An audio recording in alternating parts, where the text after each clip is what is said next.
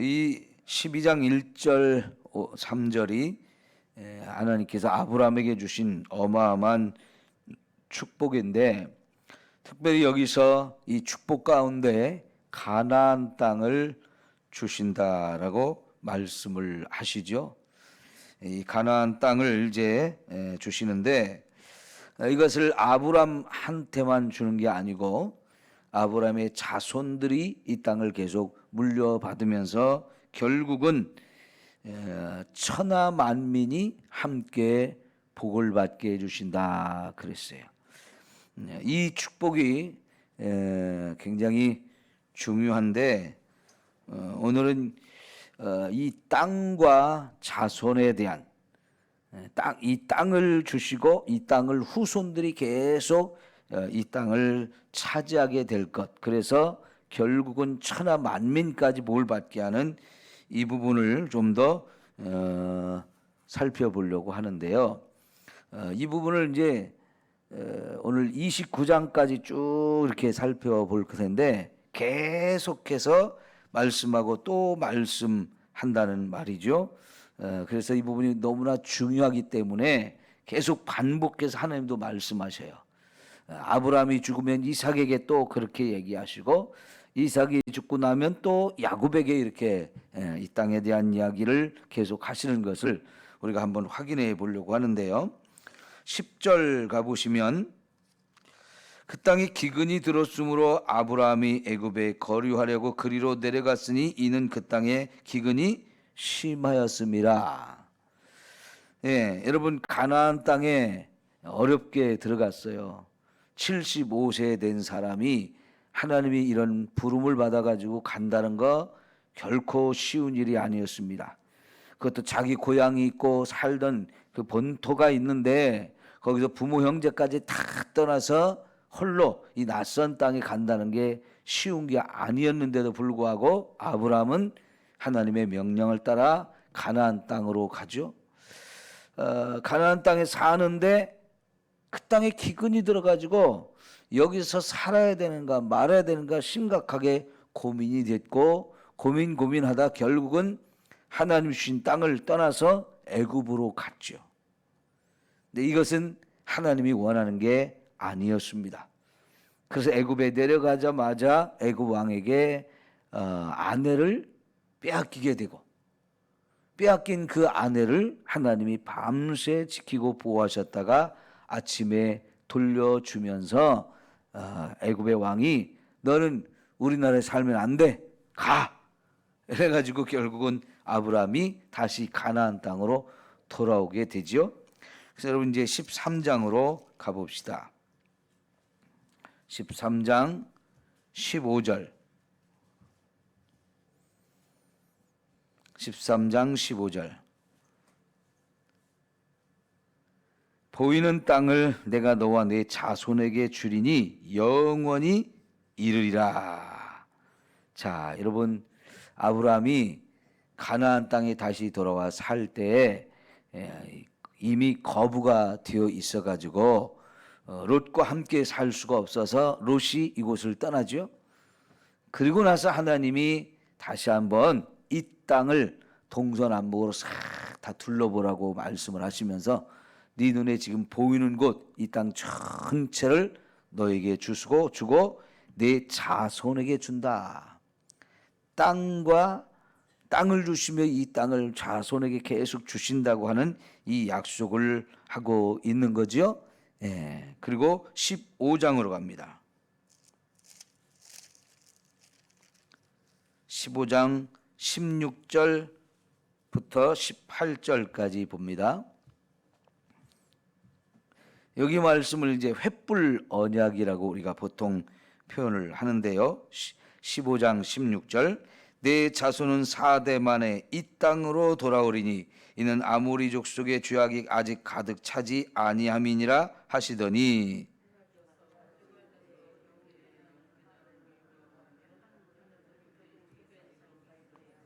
다 같이 그날에 여호와께서 아브라함과 더불어 언약을 세워 이르시되 내가 이 땅을 애굽 강에서부터 큰 강 유브라데까지 내 자손에게 주노니. 아멘. 자, 이제 여기서 하나님이 횃불 언약이라고 하는 것을 세워 주시는데, 여러분, 아브라함의 후손이 이방의 나라에 가서 거기서 객이 되어서 살 것이다. 나그네로 살 것이다. 그리고 4대가 지나면 내 자손이 여기로 다시 돌아와서 살게 될 것이다. 요거 이제 출애굽할 것을, 나중에 출애굽할 것을 이렇게 지금 약속해 주고 있는 거지요. 분명히 내 후손들이 이방 땅에 나그네로 가서 살게 될 것이다. 이거는 요셉 때 그렇게 되어졌죠. 요셉과 야곱이 애굽에 내려가서 살게 됐는데 거기서 400년을 지내게 됐어요. 그러다가 이제 하나님이 거기서부터 끄집어내 가지고 다시 가나안 땅에 돌아오게 되어지는데, 이제 요거는 여호수아서를 말씀하는 거죠. 가나안 땅을 점령해 가지고 그 땅에 들어가서 이제 정착하는 그런 얘기를 하게 되어지는데, 그렇게 해서 결국은 이 땅을 내 후손들이 계속 살게 될 땅이라고 가르쳐 주면서 이 땅의 경계까지도 유브라데스 강에서부터 애굽의 강까지, 이거면 진짜 어마어마하게 큰 넓은 영토예요. 이 영토를 다윗 시대 그리고 솔로몬 시대에 그만큼 여기서 말씀하신 만큼 다 전부를 갖게 하셨어요. 그러다가 또 점점 줄어들다가 나중에 이제 또 바벨론의 나라가 망하고 포로로 끌려가는 그런 상황이 되어지죠. 자, 그리고 나서 이제 17장으로 우리 넘어가시고요. 17장에서는 할례를 받을 것을 말씀을 하시면서 17장 7절 말씀, 내가 내 언약을 너와 및 내 대대 후손 사이에 세워서 영원한 언약을 삼고 너와 내 후손의 하나님이 되리라. 그리고 내가 너와 내 후손에게 내가 거류하는 이 땅 곧 가나안 온 땅을 주어 영원한 기업이 되게 하고 나는 그들의 하나님이 되리라. 또다시 이렇게 할례를 받게 하시면서 또다시 땅과 후손이 차지할 것에 대한 약속을 해 주시지요. 그리고 이제 24장으로 가봅시다.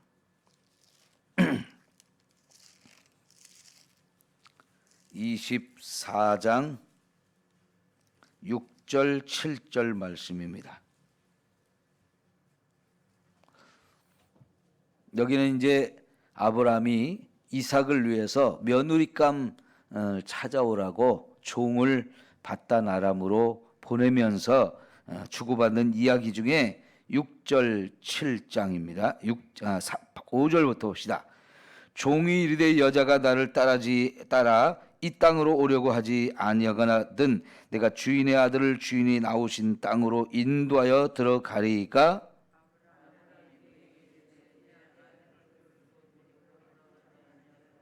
다 같이 하늘의 하나님 여호와께서 나를 내 아버지의 집과 내 고향 땅에서 떠나게 하시고 내게 말씀하시며 내게 맹세하여 이르시기를 이 땅을 내 씨에게 주리라 하셨으니 그가 그 사자를 너보다 앞서 보내실지라 내가 거기서 내 아들을 위하여 아내를 택할지니라.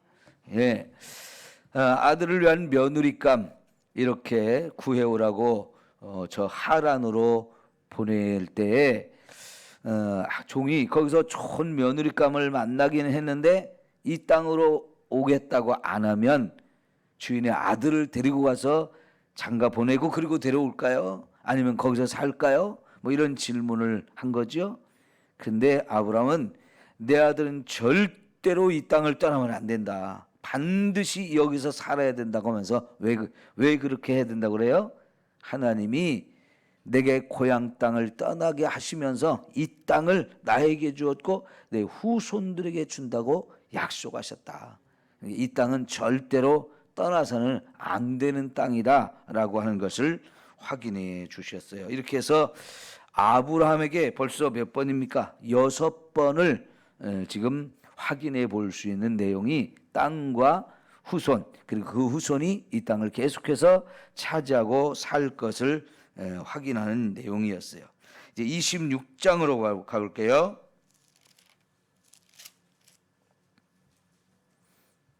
2절부터 4절까지입니다. 26장 2절부터 4절. 여호와께서 이삭에게 나타나 이르시되 애굽으로 내려가지 말고 내가 네게 지시하는 땅에 거주하라.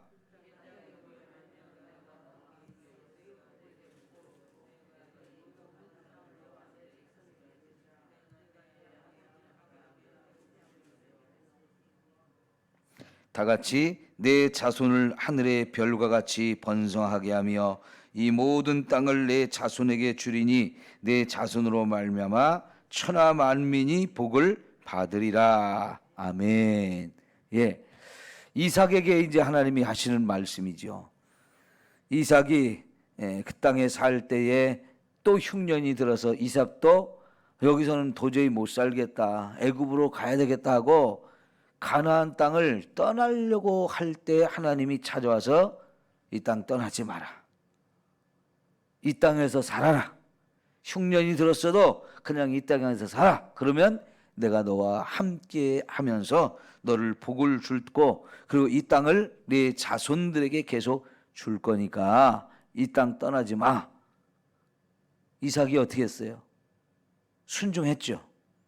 그랬더니 진짜 흉년이 들은 그 해도 하나님은 100배의 축복을 주셨어요. 예. 그리고 이제는 이 땅에서 천하 만민이 네 후손을 통해서 함께 복을 받게 해준다, 이런 이야기를 하신 거죠. 예. 이렇게 해서 아브라함의 언약이 그대로 이삭에게 그대로 계승됐어요. 하나님은 이걸 굉장히 중요하게 여기신 거죠. 아브라함에게만 끝난 게 아니고 자손이 이제 물려받아서 함께 살게 되는데 이게 이제 언약을 계승하는 것이다라고 말씀을 드리는 거죠. 그 다음에 28장으로 가봅니다. 3절 4절 말씀. 전능하신 하나님이 내게 복을 주시어 내가 생육하고 번성하게 하여 내가 여러 족속을 이루게 하시고,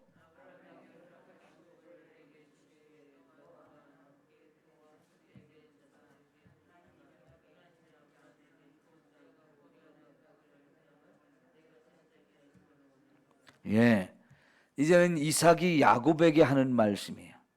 그 중에 4절 보면 아브라함에게 허락하신 복을 내게 주시되 너와 함께 내 자손에게도 주샤. 하나님이 아브라함에게 주신 땅, 곧 내가 거류하는 땅을 내가 차지하게 하시기를 원하노라. 사실 이삭이 야곱을 저 하란으로 보내고 있는 상황이죠. 그러면서 하란으로 가지만 너는 반드시 기억해야 된다. 하나님이 아브라함에게 주셨던 복을 너에게 주실 것이다. 그래서 이 땅으로 다시 돌아와서 너도 살아야 되고 그러면 내 후손들도 계속 이 땅에서 살게 될 것이다라는 얘기를 하고 있는 거예요. 이 약속의 말씀을 받아가고 갔는데 결국은 아브라함에게서 이삭으로, 이삭에게서 야곱까지 이렇게 그대로 전수가 되어지는 거죠. 그러고 나서 이제 28장 13절 15절 봅시다. 베델에서 하나님이 야곱을 찾아와서 하나님이 직접 하시는 말씀이죠. 13절. 또 본즉 여호와께서 그 위에 서서 이르시되 나는 여호와니 너의 조부 아브라함의 하나님이여 이삭의 하나님이라. 너가 누워있는 땅을 내가 너와 내 자손에게 주리니.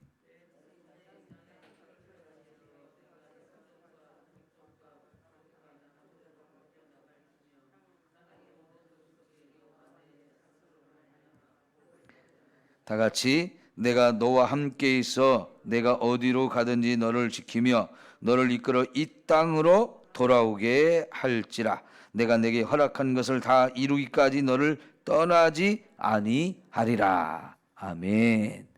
예, 지금 가나안 땅을 떠나서 하란으로 가고 있는 야곱에게 하나님이 직접 찾아와서 다시 한번 확인해 준 거, 이 땅을 너가 그리고 너의 후손에게 줄 것이고 천하 만민이 함께 복을 받게 해준다, 그런 약속을 해주시죠. 너는 반드시 이 땅으로 돌아온다, 내가 너를 돌아오게 할 거다. 그래서 이제 가나안 땅에서 20년을 살지만 결국은 돌아와서 이 땅에서 살게 되어지죠. 예. 여기까지 이제 우리가 아브라함부터 시작되는 이 땅과 자손, 그리고 그 자손이 여기서 차지해서 살게 될 거고, 결국은 천하 만민이 복을 받게 한다는 것을 약속을 해주셨는데요. 이 약속은 단순히 땅을 주고 자손이 번성하게 해준다는 그런 걸로만 끝나는 게 아니죠. 이걸 계속한 이유가 뭐냐면 하나님이 세상 만민 가운데서 아브라함을 선택하고 불러내셨어요. 그리고 그를 통해서 사실은 이 땅에 천하 만민이 구원을 받게 하려고 하는 이 구원의 역사를 지금 시작하고 있는 거고, 그 구원의 역사가 중단되지 않고 끊어지지 않고 계속 이어가게 하셔서 결국은 예수 그리스도를 이 아브라함의 후손으로 태어나게 하시는 거죠. 그러니까 여러분, 마태복음 1장의 그 족보가 바로 아브라함부터 예수님까지 이어지는 이 족보는 아브라함에게 주셨던 축복이 계속해서 이어졌다는 얘기예요. 하나님은 우리를 구원하는 이 구원의 일을 한 번도 멈춘 적이 없어요. 인간들이 자꾸 하나님을 떠나고 죄를 짓고 하나님의 뜻과 하나님의 계획이 성취되지 못하게 하는 이런 어리석음들이 계속 나옴에도 불구하고 하나님은 끊임없이 계속 이어가신단 말이죠. 그래서 결국은 예수님이 거기서 태어나셨고, 그 예수님이 아브라함에게 약속했던 이 약속을 성취하시는 분이 되어져요. 십자가에서 죽으시고 저와 여러분의 죄 문제, 죽음의 문제를 해결해서 거기서 구원해내시는 이 놀라운 역사가 이루어지는데, 이게 바로 언약이 성취되는 거예요. 예? 언약이 성취가 되어서 저와 여러분이 구원받는 이 놀라운 은혜가 이루어진 거죠. 그래서 이 창세기에서 이 땅과 그 후손, 그리고 그 후손이 차지하는 이 약속이 그렇게 중요했던 거예요. 하나님이 자꾸 또 얘기하는 것이 그만큼 중요했기 때문에 하시는 거였죠. 아까 말씀드린 대로 이제 아브라함, 이삭, 야곱, 이게 굉장히 이들에게 중요한 것이었는데 이걸 후손들이 그대로 물려받았어요. 그러니까 지금 여러분, 이 창세기에서부터 신명기까지 모세가 기록을 했거든요. 그러니까 모세가 지금 가나안 땅에 들어가기 직전, 애굽을 출애굽을 시켜가지고 이 가나안 땅 앞에까지 데려다 놓고 이 창세기부터 쭉 이야기를 써오면서 가나안 땅에 들어가야 되는 이유를 지금 가르쳐주고 있는 거죠. 다른 사람이 이미 살고 있는 그 땅이지만은 그 땅을 들어가서 우리가 이 땅을 다 빼앗아 가지고 우리의 나라를 세워야 될 이유가 뭐냐? 이거는 하나님이 주신다고 약속한 땅이다. 그래서 이 땅은 우리 땅이다. 남들이 살 이유가 없다. 그들이 먼저 들어와서 살고 있었지만 사실은 그들은 거기 살 자격이 없다. 왜? 너무너무 크나큰 죄인이기 때문에. 지금 우리가 이 땅에 가는 것은 그 죄인들을 심판하고 이곳에 들어가서 하나님의 나라를 세우는 거다. 이런 당위성, 이런 거룩한 목적을 쭉 설명해 주기 위해서 아브라함부터 시작되어지는 이 하나님의 언약, 이것을 계속해서 보여주고 강조했던 것이고요. 그래서 이스라엘 백성들 전체가 그래, 이건 하나님이 우리에게 주신 땅이다 하면서 들어가서 정복하고 그 나라, 거기에 하나님 나라를 세우죠. 이렇게 해서 이제 하나님 나라를 세우는데, 여러분, 이 땅에서 살다가 심각한 죄인이 되어버렸어요. 죄인들을 심판해서 몰아내고 아니면 전멸시키고 이 땅을 차지해서 살게 됐는데, 이제는 이들 자신이 거룩함을 잃어버리고 또 죄인이 되어버렸단 말이죠. 결국은 이 나라를 멸망시키고 거기서 살던 이들을 다 다른 데로 흩어지게 하고 끌고 가서 포로가 되게 하셔서 70년 동안 포로 생활을 하면서, 야, 우리가 가나안 땅에서 살 때 하나님이 너무나 거역하고 불순종했기 때문이다. 그 땅이 얼마나 소중한 땅인데 잃어버린 다음에 이제 그 땅의 소중함을 깨닫죠. 그래서 70년 포로 생활을 마치고 다시 돌아와서 이 땅에 살면서 다시 하나님 나라를 세워가고, 그리고 거기서 마침내 예수님이 태어나신 거지요. 자, 그러면 여기서 하나 우리가 더 한 걸음 더 나가야 돼요. 오늘 우리가 찬송가를 부를 때 가나안 땅, 우리가 부른 찬송가의 내용들이 가나안 땅이 뭐라고 설명이 되는 거예요? 가나안 땅이 오늘 우리에게는 천국으로 설명이 되잖아요. 그러니까 유대인들이 아브라함의 후손이 그렇게 가나안 땅을 사모하고 가나안 땅이 우리 땅이다 막 이러면서 그 가나안 땅에 들어가려고 막 애를 쓰고 그 땅에 사는 걸 최고의 축복이라고 생각했던 것처럼, 사실 이 가나안 땅은 이제는 우리에게는 의미가 없어요. 우리가 가나안 땅에 들어가서 살아야 되는 게 아니에요. 우리에게는 그 가나안 땅이 천국으로 바뀌어지는 거예요. 그렇죠? 그래서 아까 가나안 땅 귀한 성에 들어가려고 내 무거운 짐 벗어버렸네 그랬는데, 우리가 이 가나안 땅에 들어가기를 우리도 사모해요. 근데 그 가나안 땅은 실제로 지구상에 있는 가나안 땅이 아니고 천국을 말하는 거죠. 그걸 히브리서 11장에서 아브라함이 본향을 생각하고 산 사람이다라고 가르쳐 주잖아요. 자기가 원래 살던 갈대아 우루 거기를 말하는 게 아니고 그건 이 땅에 있는 것이고 그건 사라질 것이라는 얘기죠. 영원히 살아야 될 본향, 하나님이 우리를 처음 보내셨던 그 하나님의 품, 거기가 우리 본향인 거죠. 거기가 천국인 거고요. 오늘 우리도 유대인들이 가나안 땅을 사모했듯이 저 천국을 사모하면서 사는 저와 여러분이 되어야 할 줄 믿습니다. 그러니까 여러분, 이 창세기에서 이 가나안 땅 자꾸 나올 때마다 여기는 우리가 들어가야 할 천국이구나 라고 이렇게 읽으시면 돼요. 그래서 어제 우리가 28장에 하나님이 천국을 활짝 열어 보여주신 얘기가 사실은 그 얘기예요.